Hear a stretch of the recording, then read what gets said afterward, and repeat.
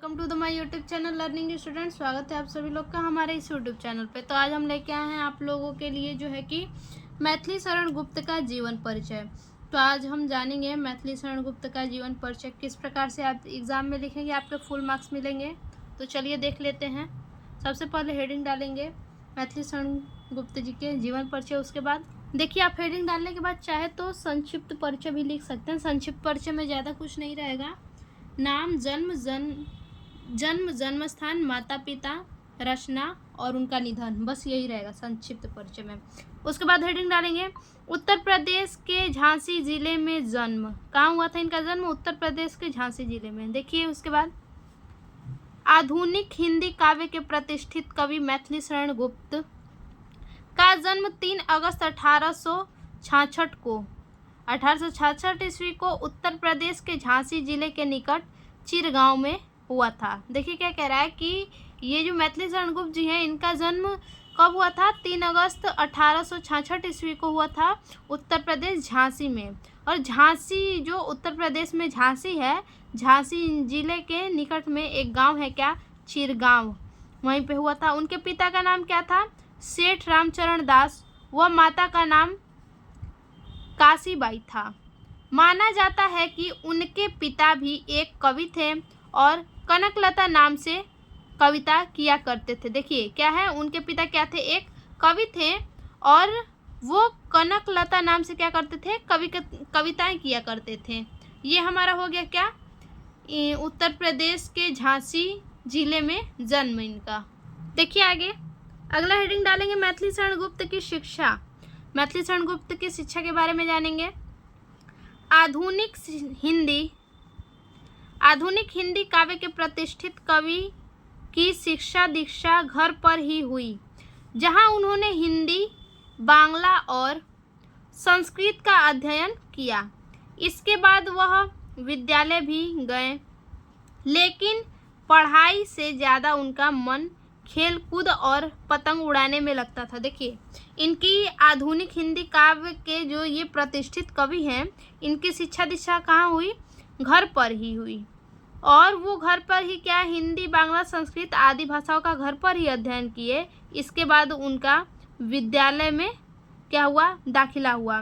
लेकिन विद्यालय वो जाते तो थे, पढ़ाई तो करते थे, लेकिन उनका मन जो है पढ़ाई से ज़्यादा खेल कूद में लगता था और पतंग उड़ाने में। इसलिए औपचारिक शिक्षा अधूरी रह गई। इसी के पीछे क्या हुआ? खेल कूद के पीछे में ही इनकी जो औपचारिक शिक्षा है वो अधूरी रह गई। तो ये हमारा हो गया मैथिली शरण गुप्त की शिक्षा। देखिए आगे साहित्य जगत के दद्दा। ये इन्हें साहित्य जगत का दद्दा भी कहा गया है। क्यों कहा गया है देख लीजिए, रीज़न क्या है। मैथिली शरण गुप्त का अल्प आयु में ही साहित्य के क्षेत्र में पदार्पण हो चुका था। देखिए ये अल्प आयु में ही साहित्य के क्षेत्र में आ चुके थे। वहीं वर्ष 1912 में उनकी श्रेष्ठ काव्य रचनाओं में 1912 ईस्वी में उनकी श्रेष्ठ काव्य जो रचना है वो उनमें से एक है भारत भारती। भारत भारती के लिए उन्हें राष्ट्रपिता महात्मा गांधी ने राष्ट्र कवि की उपाधि से अलंकृत किया। देखिए ये जो इन्हें भारत भारती के लिए राष्ट्रपिता के द्वारा, महात्मा गांधी के द्वारा इन्हें क्या किया? राष्ट्र कवि की उपाधि से इन्हें अलंकृत किया गया था, सम्मानित किया गया था, पुरस्कारित किया गया था। उसके बाद आगे साहित्य जगत में मैथिली शरण गुप्त। साहित्य जगत में मैथिली शरण गुप्त को दद्दा नाम से संबोधित किया जाता था। ठीक, मैथिली शरण गुप्त को साहित्य जगत में ही क्या? दद्दा के नाम से संबोधित किया जाता था। तो ये हमारा हो गया साहित्य जगत के दद्दा इस प्रकार से कहलाए। देखिए आगे हेडिंग है मैथिली शरण गुप्त की रचनाएं। देखिए मैथिली शरण गुप्त ने अनेक आधुनिक हिंदी साहित्य में मुख्य रूप से गद्य और पद्य दोनों ही विधाओं में साहित्य का सृजन किया था। उनकी कुछ प्रमुख रचनाएं इस प्रकार हैं। चलिए आइए देख लेते हैं उनकी रचनाएं कौन कौन सी हैं। देखिए पहला है काव्य रचना। काव्य रचना में एक तरफ है काव्य संग्रह और प्रकाशन कब हुआ। ठीक, तो देखिए रंग में भंग 1909 ईस्वी में ये प्रकाशन हुआ।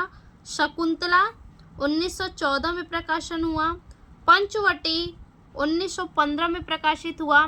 किसान 1916 में प्रकाशित हुआ। यशोधरा 1952 में 1932 में प्रकाशित हुआ। द्वापर 1936 में प्रकाशित हुआ। नहुष 1940 में प्रकाशित हुआ। करबला 1942 में प्रकाशित हुआ। ठीक, तो ये क्या है, हमारा काव्य रचनाएं हैं, किस किस ईस्वी में प्रकाशित हुआ, ये हो गया। अब इसके आगे है संस्मरण। संस्मरण इनका जो एक है संस्मरण, वो भी है मुंशी अजमेरी। मुंशी अजमेरी के नाम से इनका एक ही संस्मरण है। उसके बाद संस्कृत के अनुदित रचनाएं, कौन कौन सी रचनाएं हैं अनुदित? गीतामृत, दूत घटोत्कच, अविमारक, प्रतिमा, अभिषेक, ये क्या है, इनकी अनुदित रचनाएं हैं। उसके बाद है महाकाव्य। महाकाव्य कौन है? देखिए, महाकाव्य याद रखिएगा, ये आपके ऑप्शनली में भी आता है। महाकाव्य साकेत है और ये वर्ष 1931 में प्रकाशन हुआ, साकेत महाकाव्य। आगे गीति नाट्य। गीति नाट्य कौन कौन सा है? चंद्रहास, अनध, गृहस्थ गीता। ठीक, ये क्या है, इनका गीति नाट्य है। आगे देखिए, आगे है निबंध एवं समालोचन। हिंदी कविता किस ढंग की हो, ये एक हमारा निबंध समालोचन है। और दूसरा है ब्रिज नंद सहाय के उपन्यास। ठीक, ये तो हमारा निबंध एवं समालोचन हो गया। अब लास्ट ये हेडिंग देखिए, निधन। जीवन के अंतिम क्षणों तक ये निरंतर साहित्य सृजन करते रहे। जीवन के अंतिम क्षण में ये क्या किए, निरंतर साहित्य का सृजन करते रहे। 12 दिसंबर 1964 ईस्वी को माँ भारती का यह महान साधक पंचतत्व में विलीन हो गया। ये हमारा इतना क्या हो गया, पूरा ये हमारा समाप्त हुआ मैथिली शरण गुप्त का जीवन परिचय। इसी प्रकार से आप एग्जाम में लिखिएगा। ठीक, तो फिर से मिलते हैं अपने एक और नए वीडियो में, तब तक के लिए धन्यवाद।